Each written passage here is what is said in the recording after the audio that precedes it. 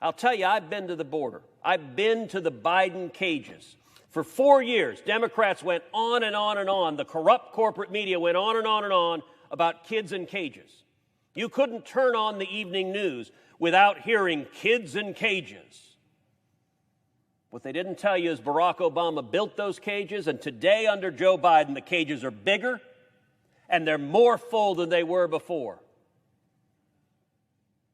Mr. President, every Democrat who stood up and lamented kids in cages in the House of Representatives, Representative Ocasio-Cortez has a famous photo of her grasping her head by the kids in cages. Well, I'm going to give a simple challenge for Representative Ocasio-Cortez and for every Democrat in this body. Go see the Biden cages with your own eyes. I've seen them, the Donna tent facility with over 4,000 people, with little boys and little girls on top of each other. Just a couple of weeks ago when I was in the Rio Grande Valley, the rate of COVID positivity in the Biden cages was over 22%. And all the Democrats who talked about this, if they don't go, if they don't denounce the Biden cages, then they're telling you that they're hypocrites, that they didn't believe it when they said it, that they didn't care about it when they said it, that it was all politics. It wasn't about their kids.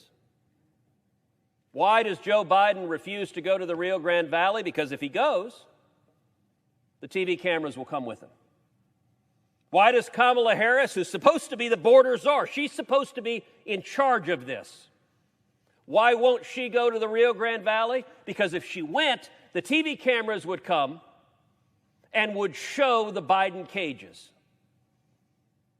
And the Democrats are counting on the corrupt corporate media to suddenly say, nothing to see here. 15,000 Haitians under a bridge in Del Rio, nothing to see here. Anyone want to know what Joe Biden's favorite ice cream flavor is? That's the news. Never mind 1.2 million illegal immigrants. Never mind when I took 19 senators down to the border, we went out on the river and saw a man floating dead in the river who died trying to cross illegally. Never mind the South Texas farmers and ranchers, the moms who told me, I won't let my teenage kids go out on our ranch without being armed with a loaded firearm.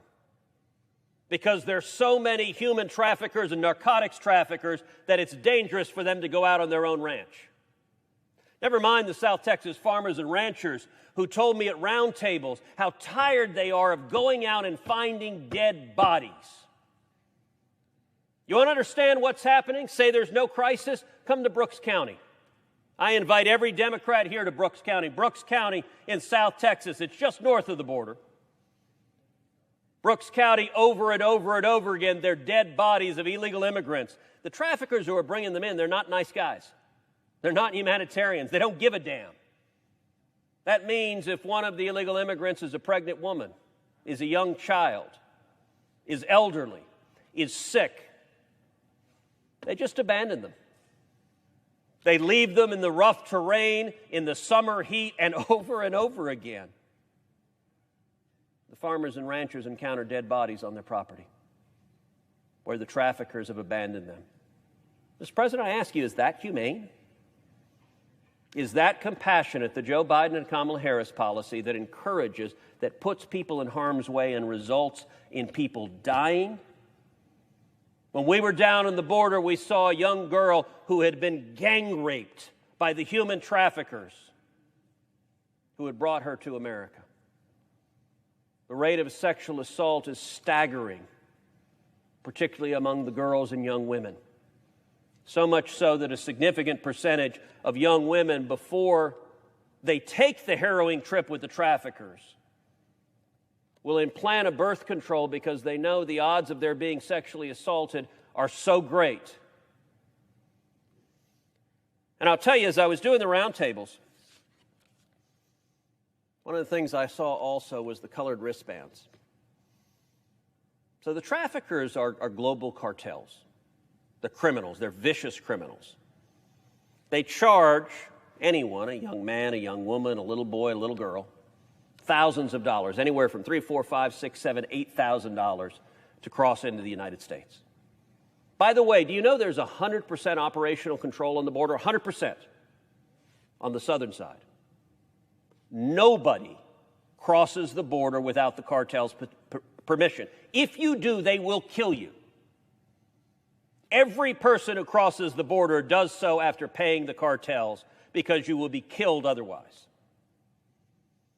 But often when they come, they'll cross and they'll end up at a stash house. I've been to those stash houses. I've been out on the midnight patrols with the Border Patrol. You go into those stash houses, and they're colored wristbands that they put on the illegal immigrants.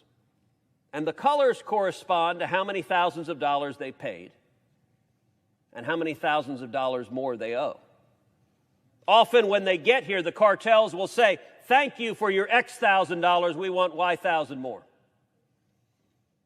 Tragically, it is at those stash houses in the United States where many of the sexual assaults occur. And so these immigrants, many of whom are young children, teenage children, when they get here, the Biden administration delivers them to their final destination. Joe Biden and Kamala Harris and their administration are the last mile of the human trafficking network. But for the 14, 15-year-old boy who arrives in Atlanta, who arrives in New York, who arrives in Detroit, who arrives in Nashville, many of those 14 and 15-year-old boys owe thousands of dollars to the cartels, which means they arrive in your city. You might think Georgia is not a border state, but when teenagers are arriving in Atlanta, owing thousands of dollars to the cartels, they work for the cartels. And the cartels know who their family is and where their family is, and they risk their mother or father being murdered if they don't work for the cartels to pay off the cartels. The young women have it even worse. There are teenage girls who make the decision, I want to come to America, I want to come to the promised land. We've been a beacon of hope to millions throughout our history. They don't realize they are stepping into hell on earth. When the traffickers take them and then take them to a cartel facility in whatever city they end up in, where many of those teenage girls, still owing thousands of dollars to the cartels, have to work to pay off that debt by forced prostitution. Young girls forced into a life of sex slavery because the alternative is murder at the hand of the cartels. This is happening.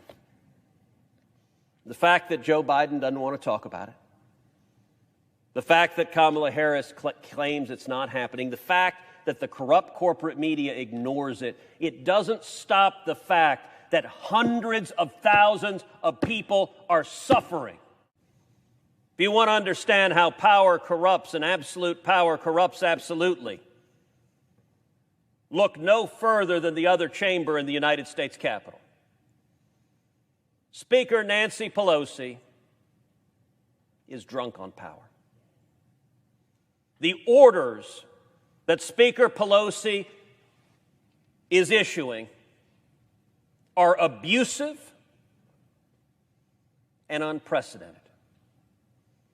Speaker Pelosi has decreed to members of the House of Representatives elected by the people that if you dare walk onto the floor of the House of Representatives without a mask, I, Speaker Pelosi, shall fine you. Who the hell is she to be fining members of the House? But you know what? She's not done with that. She's not done with disrespecting our Constitution, disrespecting our democratic system that elects leaders. She goes further.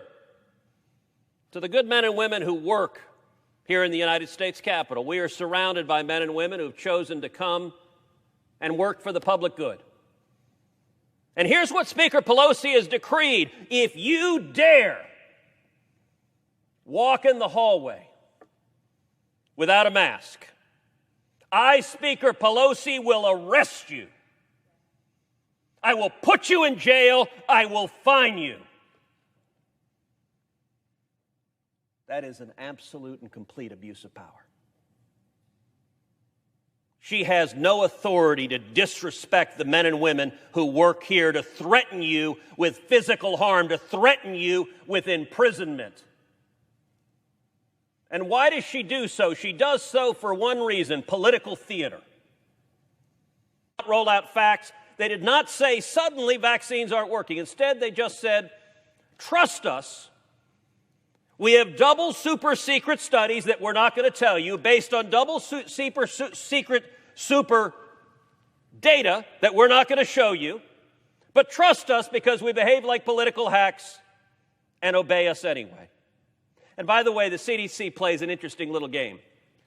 CDC says, these are recommendations. These are just recommendations. And then their faithful little foot soldiers, the Democratic office holders, come in and make those recommendations mandates. There's no one more willing to do so than Speaker Pelosi. And then, by the way, the local government Democrats that mandate you must obey the CDC, they throw their hands up and say, hey, we're just following the CDC. And the CDC says, hey, we're just making recommendations, and no one's accountable for anything. This makes no sense.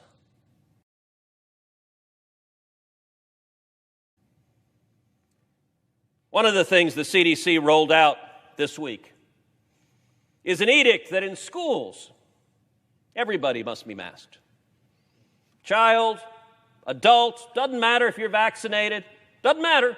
You must wear a mask. Why? Who knows? Not based on science, not based on medicine. This virus has been unusual. We've seen in certain populations, COVID-19 can be profoundly deadly. If you're very elderly, if you have serious comorbidities, this virus can and has been deadly. But we've also seen among children that the odds of children getting seriously ill from COVID-19 are extremely low.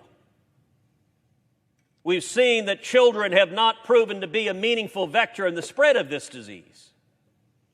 The science doesn't support special rules for schools. But you know what does? The politics.